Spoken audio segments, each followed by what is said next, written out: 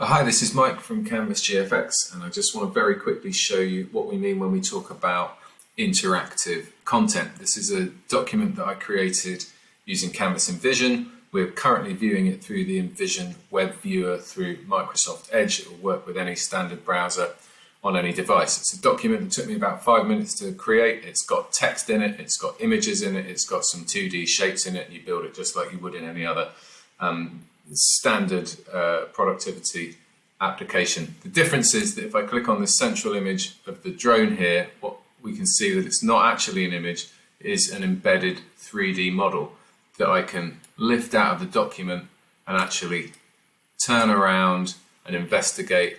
I can zoom in just using the mouse wheel and have a look at that.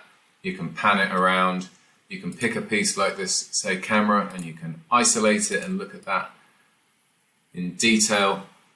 And you can do that with any kind of 3D model, giving the audience the ability to really play with it, to properly understand it. And of course you can